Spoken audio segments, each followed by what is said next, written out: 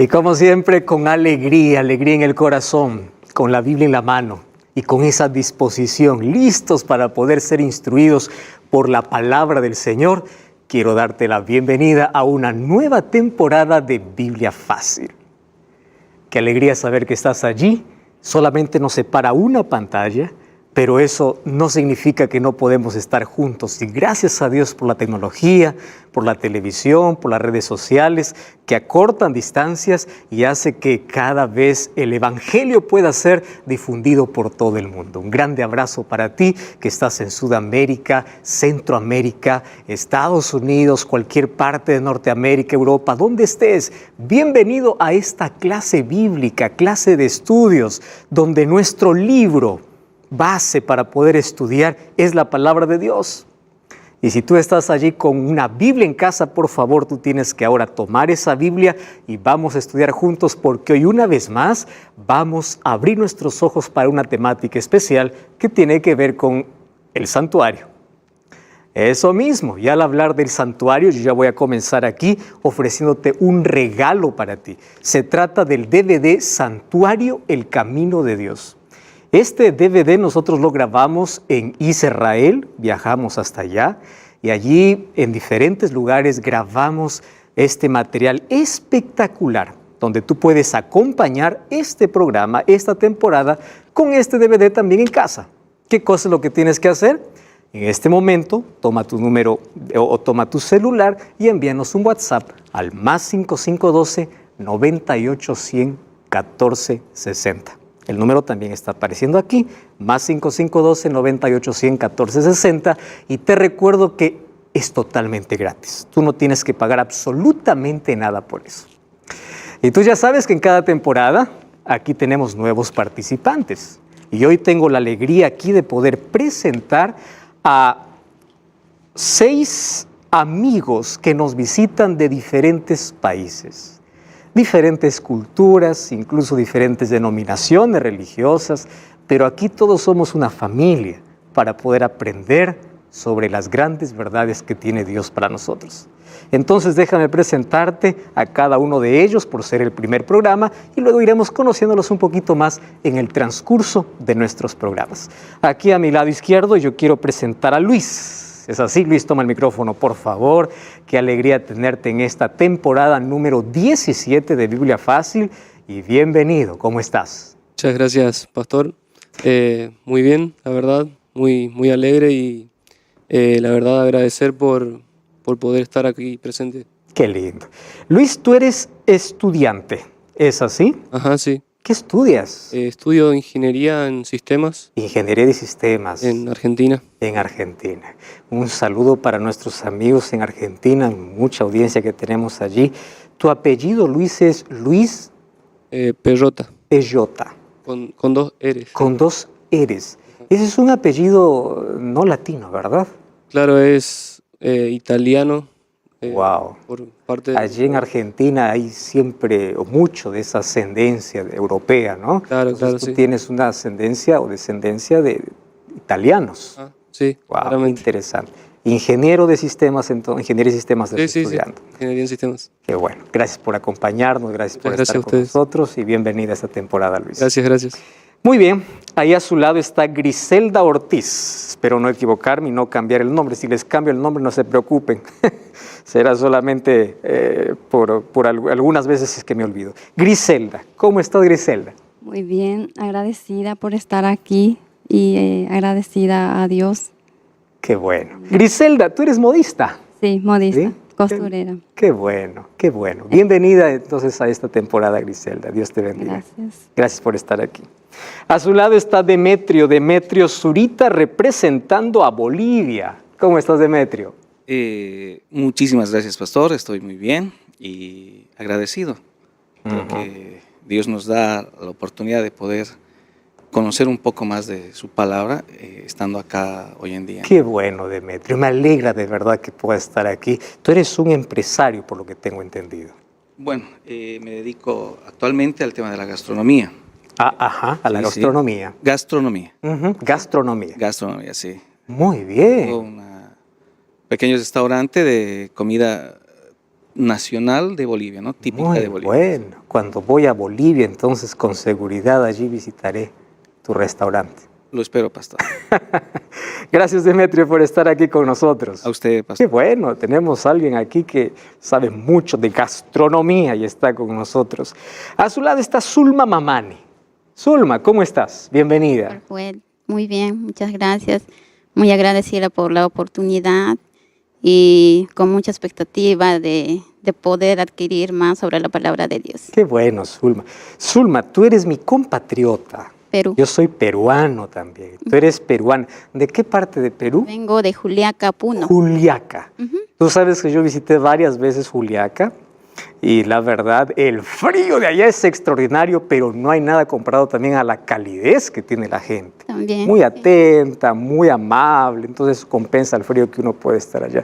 Para nuestros amigos que no conocen dónde está Juliaca, puede estar más o menos 4.800 metros, Sí. ¿no? Sobre el nivel del mar. Exacto. Entonces Sí. es altura. Altura. Más vale la pena, tiene lindos lugares. Además, ahí está el lago más alto del mundo, que es el lago Titicaca. Titicaca, ¿verdad?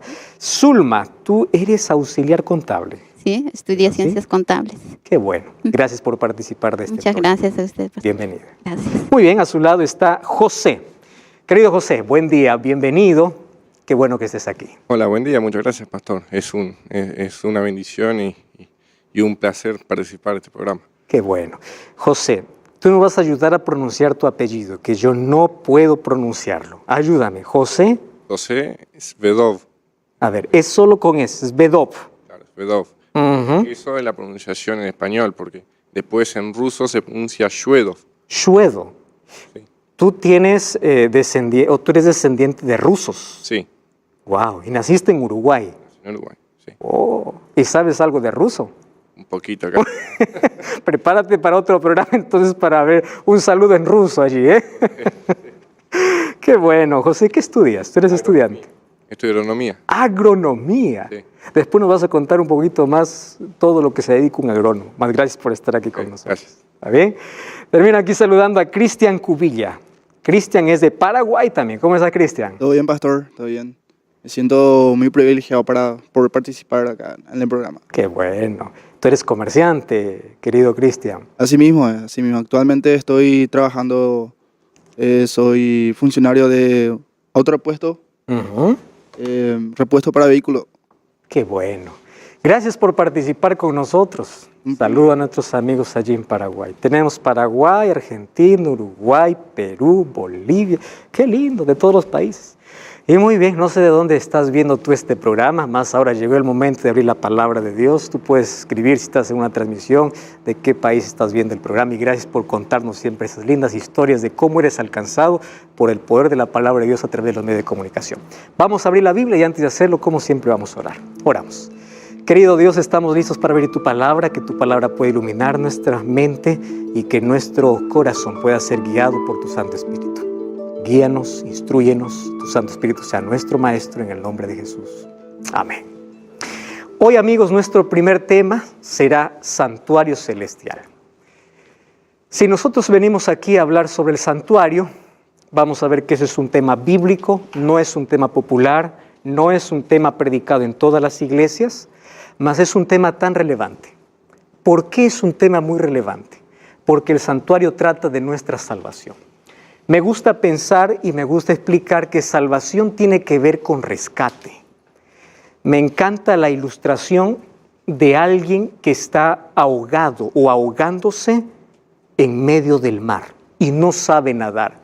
Pero para complicar el asunto, él se metió al agua sin saber nadar y alguien de maldad colocó allí algún peso para que nunca pueda salir, nunca pueda flotar, nunca pueda salvarse. Eso era nuestra condición cuando estuvimos hundidos en el mar del pecado. Y es probable que ustedes hayan experimentado, conozcan, cuando una persona se está ahogando en la desesperación, lo que hace es beber mucha agua. Y lo primero que hace el rescatista cuando lo saca del agua es sacar el agua que bebió, porque si no él puede morir. Entonces, más o menos, eso es la ilustración de la salvación. Un día estuvimos ahogados con el peso del pecado encima y Satanás nos encadenó para que nunca podamos salir y Jesús tuvo que entrar al mar Por eso es que Jesús tuvo que descender del cielo. Él no pudo salvarnos desde arriba con una palabra. Él tuvo que descender al agua, sacar las cadenas. Y cuando nos saca a la orilla, tiene que sacarnos todo el pecado que hemos bebido. ¿Cuál es el problema? Es que a veces después que el Señor nos ha sacado todo lo que ya hemos tragado de pecado, queremos volver al mar, ¿verdad? Queremos volver. Ahora, ese proceso de salvación nosotros lo podemos englobar en una palabra, rescate. Fuimos rescatados por Dios. Y la salvación o el rescate tiene que ver con dos palabras que vamos a ver mucho en esta temporada. La palabra sustitución y la palabra restauración. Dios quiere restaurar todo lo que el pecado degeneró en nuestra vida. Todo lo que el pecado nos quitó. Dios, ¿qué cosa quiere? Restaurar. Su imagen perfecta se degradó. Miren hoy la moralidad que tiene el mundo, la inmoralidad que hay en el mundo. Pero cuando salimos de las manos de Dios, salimos creados perfectos a su imagen. Entonces Cristo quiere restaurar. ¿Y cómo Cristo nos restaura? ¿Cómo nos restauró? Él tuvo que ser nuestro sustituto. Y todo eso lo vemos en una ilustración, que es el santuario. Yo quiero abrir la Biblia con ustedes para leer dos textos bíblicos que a mí me llaman mucho la atención. El libro de Salmos capítulo 27. Miren lo que dice el versículo 4. Salmos 27, 4. Dice así: una cosa he demandado a Jehová y esta buscaré, que esté yo en la casa de Jehová todos los días de mi vida, para contemplar la hermosura de Jehová y para inquirir en su templo. ¿Quién está haciendo esta oración? David. Y miren, él no está pidiendo riquezas, fama, no está pidiendo otra cosa. Dice, una cosa te pido. Y la única cosa que yo quiero es estar, se repite mucho la palabra casa. Yo quiero estar en tu casa, porque en tu casa yo puedo contemplar la hermosura de Jehová. ¿Y cuál hermosura de Jehová? La gracia de Dios, que es hermosa cuando nosotros la comprendemos. Yo quiero contemplar esa hermosura. Y él dice, no solamente una vez por semana, todos los días. Porque hablar de cristianismo no es hablar de una religión donde me permite ir a la iglesia una vez por semana. Ser cristiano es ser todos los días. Y si todos los días contemplo la hermosura de Jehová, entonces dice, contemplando la hermosura de Jehová, yo voy a inquirir en su templo. Yo estuve allí averiguando qué significa la palabra inquirir, porque no es muy usada en nuestro vocabulario. ¿Por qué David dice yo quiero inquirir? Yo entiendo que él quiere sentarse en el templo, contempla la hermosura, inquirir. Y yo encontré allí un significado realmente extraordinario. Inquirir significa tratar de llegar al conocimiento de algo a través de preguntas. Todos los seres humanos tenemos preguntas. Entonces, tú no tienes que buscar respuestas en la filosofía, en la ciencia, en los astros. Si tú tienes preguntas, anda a la casa de Jehová, anda a la presencia de Jehová. Y cuando entiendas la hermosura de Jehová, tus preguntas serán respondidas.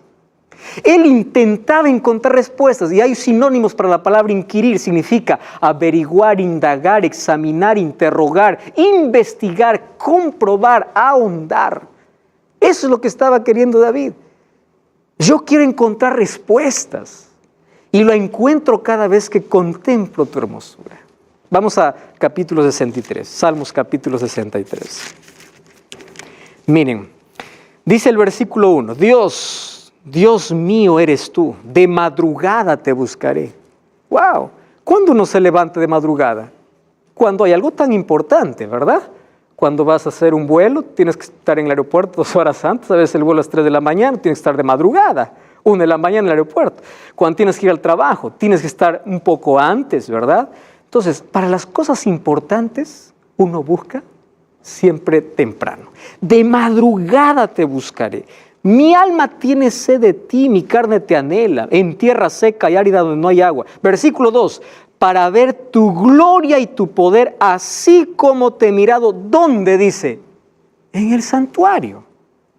Otra vez David, volviendo al asunto. Salmo 27 dice, yo quiero estar en tu casa para contemplar la hermosura. Ahora dice, yo te voy a buscar de mañana, porque no solamente voy a ir al templo, sino que todos los días yo te voy a buscar. ¿Por qué? Porque mi alma tiene sed de ti y porque yo quiero ver dos cosas. ¿Qué cosa quiere ver David? Su gloria y su poder.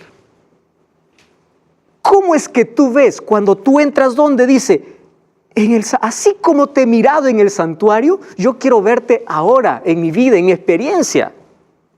Si ustedes se dan cuenta, en estos dos versículos hay algunas palabras: casa de Jehová, santuario y templo. Todas estas palabras son sinónimas. Cuando nosotros vamos a la Biblia encontramos que el santuario tiene por lo menos, o el santuario es visto como varias palabras. Cuando dice santuario, a veces se está refiriendo al santuario celestial que está en el cielo. Cuando dice santuario, a veces se refiere al santuario terrenal que hizo Moisés. Cuando dice santuario, a veces se lo coloca como casa de Jehová. O a veces se le coloca como tabernáculo. Entonces, tabernáculo, santuario, casa, templo, todo significa ¿qué cosa? Santuario. Y ustedes van a encontrar en la Biblia mucho esta palabra. ¿Por qué razón? El centro del pensamiento de los escritores está en el santuario. Moisés escribió los 5 primeros libros de la Biblia, que es el Pentateuco. Y ustedes saben que de los 5 primeros libros, 45 capítulos hablan sobre el santuario. Los otros profetas del Antiguo Testamento dedican otros 45 capítulos para ver el santuario. En total son 90 capítulos. El libro de Salmos era el himnario. Ustedes saben que es himnario, un conjunto de himnos para cantar en el santuario. El Salmo 23 se cantaba en el santuario. Salmo 46 se cantaba en el santuario. Eran los cantos del santuario. Cuando Jesús vino a la tierra, inició su ministerio limpiando el santuario y terminó su ministerio limpiando el santuario. ¿Cuál santuario? El templo. Cuando Él llegó, vio tantos mercaderes. ¿Qué cosa hizo Jesús? Los limpió. Eso era el santuario. Por 2 veces lo hizo, comenzando y terminando. El libro de Juan habla de las fiestas que celebraba el pueblo de Israel. ¿Y dónde se celebraba especialmente? En el santuario. En el santuario los israelitas pasaban en un año por lo menos 91 días. Y ustedes saben cuántas personas trabajaban en el santuario. Porteros, levitas, sacerdotes, cantores, 38,000 personas. Entonces el santuario era el centro de todo. Y allí David dice, yo ahí veo tu gloria, veo tu poder, contemplo tu hermosura. Es decir, ahí yo entiendo cuál es el propósito que tienes para mí. Allí yo comprendo cuál es mi valor. Si tú no sabes cuánto vales, si estás mendigando un poco de amor, si estás sin rumbo, sin propósito en la vida, anda al santuario, contempla el santuario del Señor. En la hermosura vas a comprender quién eres tú, de dónde vienes, a dónde vas a comprender su gracia. Pastor, una pregunta, recalcando lo que dice Salmo 63, versículo 1. Levantando de madrugada. Mi pregunta es si de madrugada contemplamos mejor la gloria de Dios. La verdad es la primera hora de tu día, en el silencio, donde tú puedes contemplar mejor la hermosura de Jehová. ¿Y por qué razón? Porque en el día hay tantos ruidos, no solamente ruido físico, ruidos en la mente. Cuando uno se levanta, la mente está capacitada como para poder aprender. Tú ya diste un examen, por ejemplo, en un colegio, universidad. Cuando te levantas temprano, tu mente está mucho mejor para poder comprender. Ahora, cuando se habla de la primera hora de cada día, la primera hora que tienes, por ejemplo, un taxista que trabaja toda la noche. ¿Cuál es su primera hora? Cuando anochece. Y un médico que trabaja toda la noche. ¿Cuál es su primera hora? Es decir, cada vez que comienza, tú tienes que comenzar en la presencia de Dios. Y si haces eso, te vas a dar cuenta de la diferencia. Solo que cuando Él dice de madrugada, lo ideal es buscar a Dios en las primeras horas de cada día.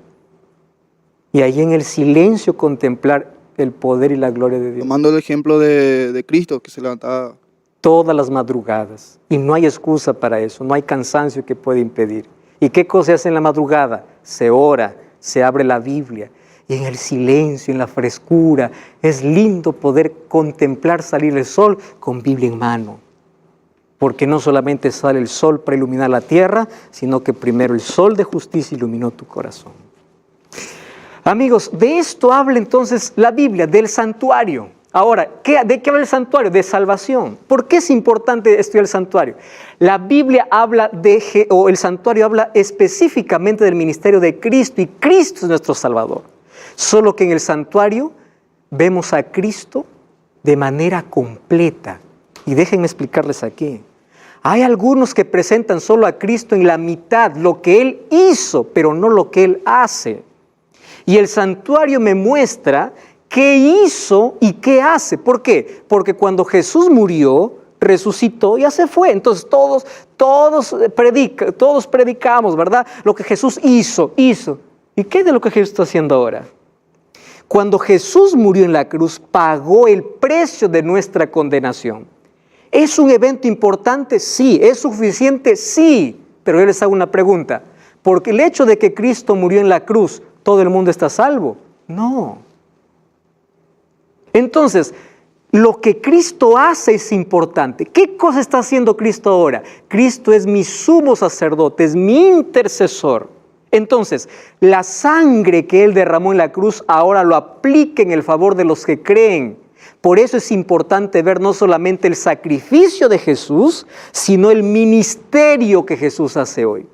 Y es por eso que yo digo que hay muchas personas que exaltan solamente lo que Jesús hizo y no lo que Jesús hace, lo que está haciendo. Hoy está aplicando su sangre a nuestro favor. Sin eso no tendríamos la salvación. Por la muerte de Jesús, el ser humano tiene derecho a la salvación, pero no está salvo. Necesita hoy de Cristo en el santuario para salvarse. Aceptar ese sacrificio. Y ese es el ministerio que Jesús hoy está haciendo. Por eso hoy tenemos que dar un salto del Calvario al santuario. Qué lindo, ¿verdad? Porque en la cruz pagó el precio de la salvación, pero en el santuario aplica la sangre para salvación. ¿A quiénes? Todos aquellos que creen en Él. Por eso necesitamos estudiar el santuario.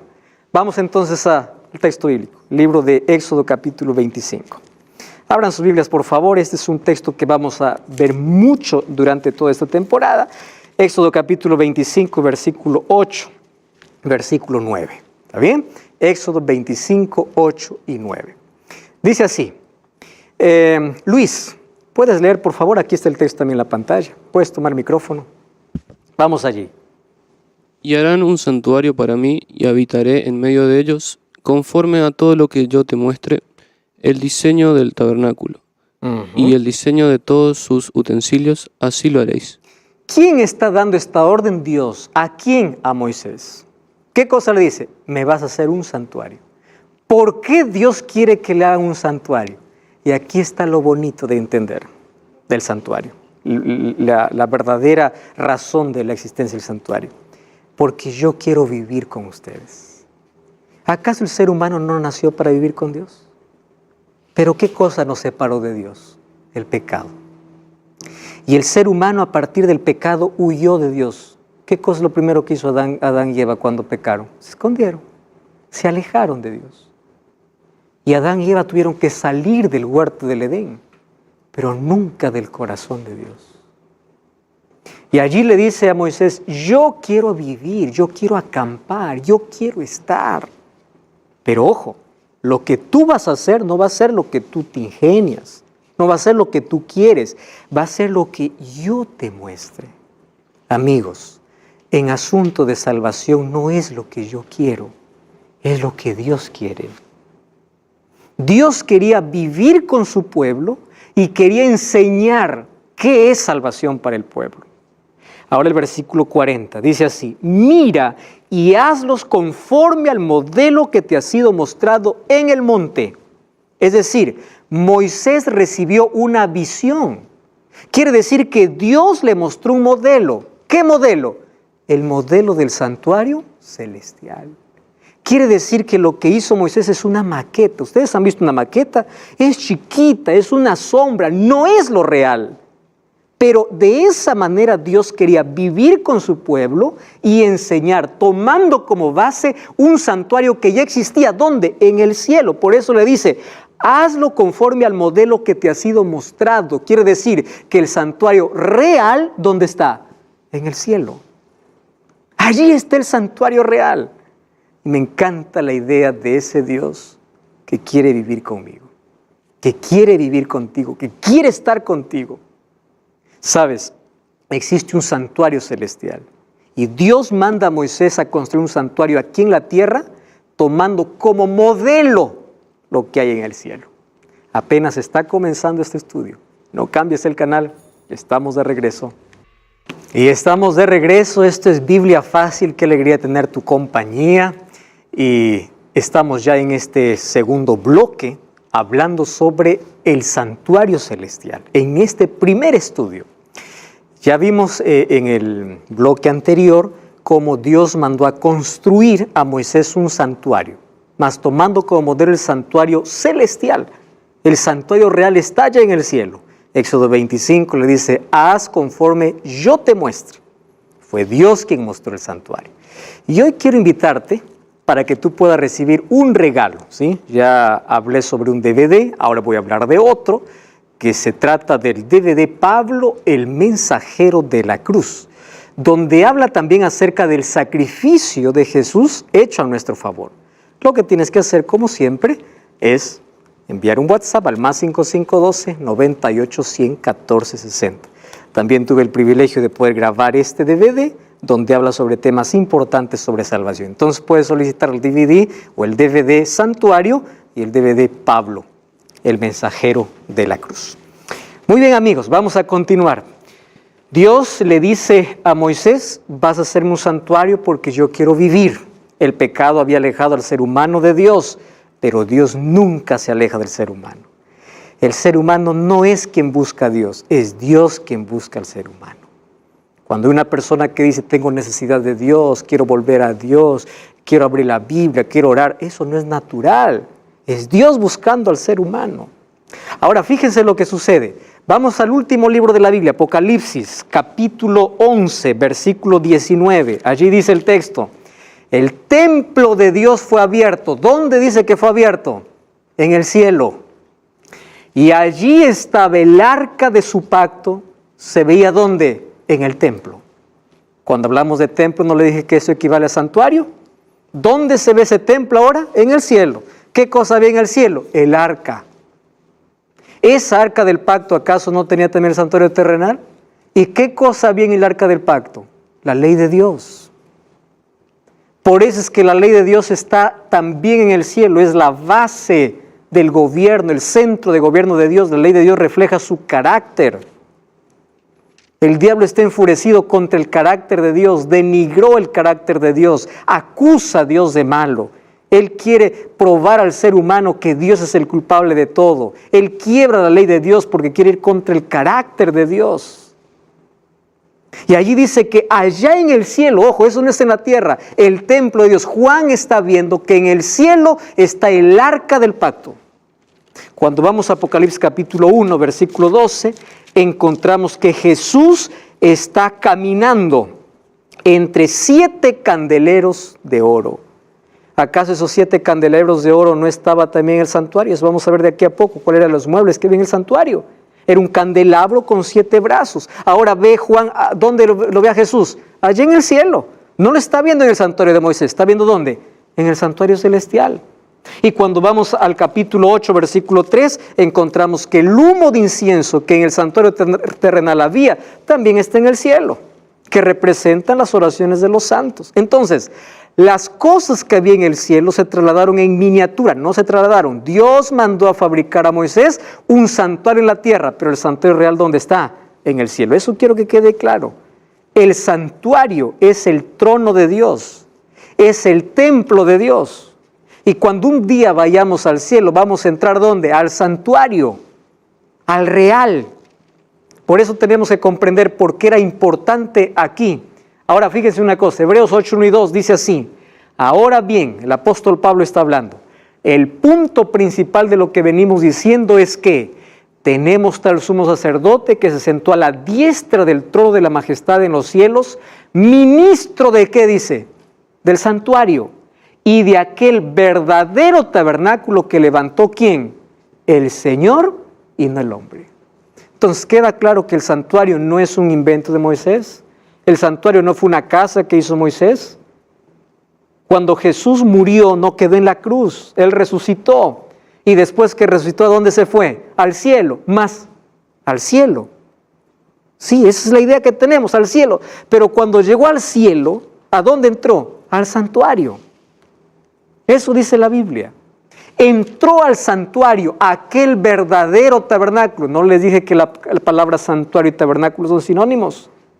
Tabernáculo que levantó el Señor y no el hombre. Por eso Dios le dice a Moisés, haz conforme al modelo que yo te muestre.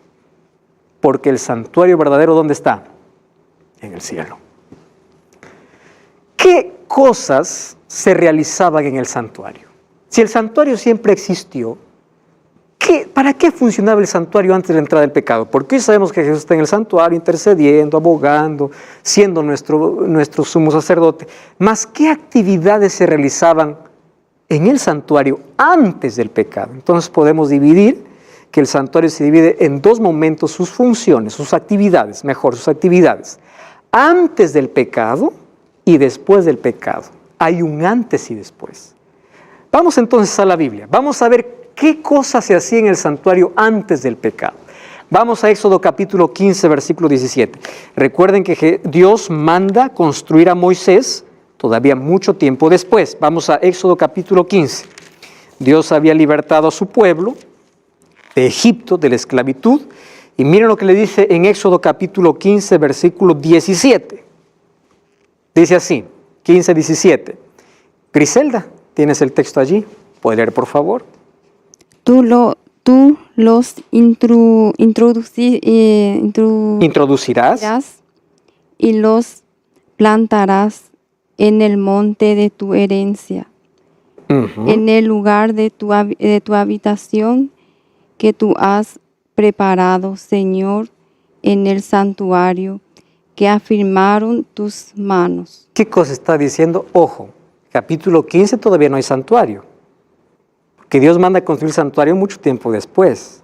¿Qué cosa le dice Moisés a Dios? Dice, tú los llevarás ¿a dónde? A tu morada. ¿Cuál es tu morada? El santuario que tus manos han hecho. Entonces, ¿qué cosa es el santuario? En primer lugar, morada de Dios. ¿Cuál es la morada de Dios? La respuesta es simple, santuario. Esa es su morada. Luis. Quería saber ¿a qué hace referencia cuando dice el monte de tu herencia será la morada? La palabra monte de tu heredad está haciendo referencia también al cielo. Aquí usa muchos sinónimos. El lugar de tu morada, al monte de tu heredad. En Apocalipsis va a ser usado el monte de Sión, todo para hacer referencia al santuario. El propósito de Dios no era llevarlo solamente por el desierto, sino introducir ¿a dónde? Al verdadero santuario, que es la morada de Dios.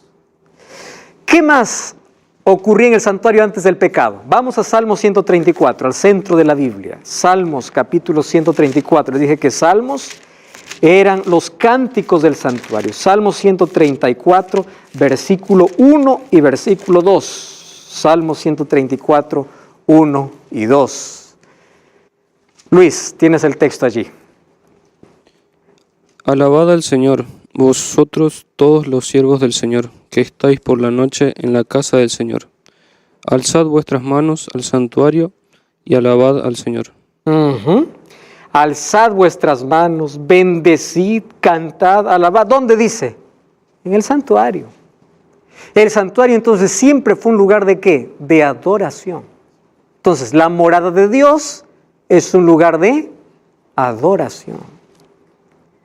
Esas eran las actividades del santuario antes de la entrada del pecado, hasta que entró el pecado. Entonces, antes del pecado, el santuario tenía una función litúrgica. ¿Qué cosa litúrgica? Porque había adoración y estaba el trono de Dios. Eso es una liturgia.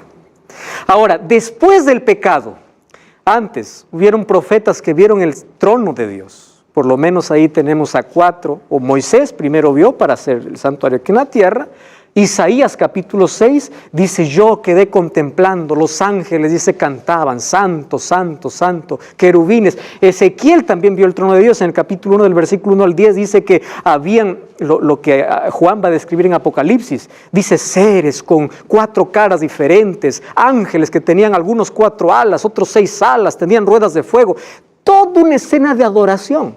Ahora, lo que ellos quieren transmitir es lo que el lenguaje humano no alcanza para describir. Por eso dice, ¿cómo? Parecido a. Otro profeta que vio el santuario fue Daniel, cuando vio que el anciano de días, que hace referencia a Cristo, se siente en el santuario para juzgar.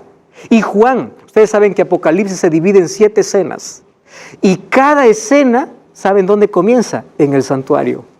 Juan ve el santuario. En el capítulo 4, Dios le hace la invitación, dice, entra, le dice en el capítulo 4. Para que puedas ver esa escena de adoración. Capítulo 4 y capítulo 5 es extraordinario para ver la adoración en el cielo. Ahora, ¿qué ocurrió después de la entrada del pecado?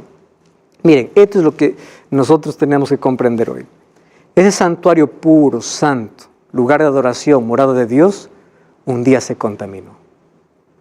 ¿Cómo se contaminó? No hay explicación. Porque la entrada del pecado, el pecado no entró a la tierra, el pecado comenzó en el cielo. ¿Dónde comenzó exactamente? En el santuario. ¿Quién estaba en el santuario? Lucifer. Abran su Biblia, por favor. Ezequiel capítulo 28, versículo 15. Mírenme, Ezequiel capítulo 28. Acá hay una profecía que se hace para el rey de Tiro, sin embargo haciendo referencia a Satanás. Dice así el versículo 15. Vamos desde el versículo 13, mire, en el Edén, en el huerto de Dios estuviste, toda piedra preciosa era tu vestidura. Versículo 14, tú querubín grande protector. Presten atención, querubín grande y protector. Yo te puse en el santo monte de Dios. ¿Cuál es el santo monte de Dios? El santuario. ¿Y qué más dice? Allí estuviste, en medio de piedras de fuego te paseabas. Perfecto eras en todos tus caminos desde el día que fuiste creado hasta que se halló en ti maldad. A causa de la multitud de tus contrataciones fuiste lleno de iniquidad y pecaste, por lo que yo te eché del monte de Dios. ¿Cuál es el monte de Dios? Santuario. Y yo te eché del santuario y te arrojé. Recuerdan que en Apocalipsis 12 dice que fue lanzado afuera el gran dragón, la serpiente antigua que es diablo y Satanás. Versículo 17, se enalteció tu corazón a causa de tu hermosura, te corrompiste y yo te arrojaré por tierra delante de los reyes te pondré para que miren en ti con la multitud de tus maldades e iniquidades. Profanaste, ¿qué cosa? El santuario. Entonces, ¿dónde comenzó el pecado? Justamente en el santuario. Satanás difamó el carácter de Dios, fue en contra de la ley de Dios. Y fíjense, allí dice que él, miren, una vez más voy al versículo 14. Tú, querubín grande, protector. ¿Qué significa protector? Cuando Dios manda construir aquí el santuario, en el arca del pacto habían 2 querubines y abajo de la caja estaba la ley de Dios. Esos 2 querubines también se les llama protectores. Quiere decir que Satanás tenía un privilegio especial. El término hebreo es la palabra sokek, que significa protector de la ley. Presten atención. El diablo estaba en el santuario ocupando una función específica, protegiendo la ley de Dios. Y recuerden que el diablo siempre estuvo en contra de la ley de Dios. Él odia la ley de Dios porque él un día estuvo en ese lugar. De allí salió difamando el carácter de Dios. ¿Cómo entró el pecado? Es ilógico, es irrazonable. Él era el ángel protector, el querubín, el que estaba en el santuario. Entonces, si el pecado comenzó en el santuario tiene que ser resuelto. Por eso es que después el santuario tiene otra función soteriológica. Es el centro de acción de Dios a favor del ser humano. Allí donde comenzó, allí se resuelve. Satanás un día estuvo allí en el santuario. Él estuvo cubriendo la ley de Dios. Entonces, después del pecado, El santuario tiene otras funciones, otras actividades. En primer lugar, se convierte en un local de juicio. Eso vamos a ver en el transcurso de estas lecciones. Salmos 76, 8 y 9 dice, tú juzgarás desde el santuario. Vean lo que dice la Biblia. Salmos capítulo 76, versículo 8 y versículo 9. Dice, desde los cielos hiciste oír juicio, la tierra tuvo temor y quedó suspensa, cuando te levantaste para juzgar y para salvar. ¿Dónde? Desde el cielo. ¿Y dónde está Dios? En su santuario, porque ahí está su trono. Luego se convirtió en un lugar de auxilio, eso me encanta, porque nosotros hoy podemos acercarnos a ese santuario. ¿Quién está en ese santuario? Cristo. Porque allí, en ese santuario también un día se armó un plan de redención para el ser humano perdido en la eternidad, no sabemos cuándo, donde la divinidad estaba junto, el Padre, el Hijo y el Espíritu Santo, diciendo, vamos a crear al ser humano libre, así como lo creamos al diablo libre, pero él eligió mal. El ser humano, por ser creado libre, también puede elegir mal. Pero si ellos fracasan, Jesús dijo, yo voy a ir a rescatarlos. ¿Y cómo? Yo voy a dar mi vida. Eso se llama sustitución. Ellos merecen morir, pero yo muero por ellos, para que ellos tengan el derecho a la vida eterna. ¿Dónde se armó ese plan? En el santuario. ¿Cómo es que Satanás, antes de ser Satanás, siendo un ser creado perfecto, un día contamina el santuario? No lo entendemos. Pero hay una cosa que sí entendemos.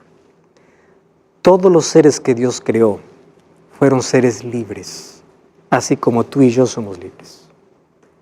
Y el ser humano en su libertad puede hacer lo que quiere. ¿Por qué se reveló un ángel en el cielo? Porque Dios no creó robots, Dios no creó seres programados, Dios creó seres inteligentes para que usen su inteligencia usando bien su libertad. Entonces el mejor uso de tu inteligencia es que tienes que usar bien tu libertad. Tienes que usar bien tu libertad. Él eligió revelarse. Ustedes saben que este cuadro es muy conocido de Leonardo da Vinci. Este cuadro es la Cena del Señor, está en venta en diferentes lugares, réplicas, ¿no? Pero el verdadero cuadro que allí pintó Leonardo dice que demoró mucho para encontrar a una persona con el rostro de Jesús.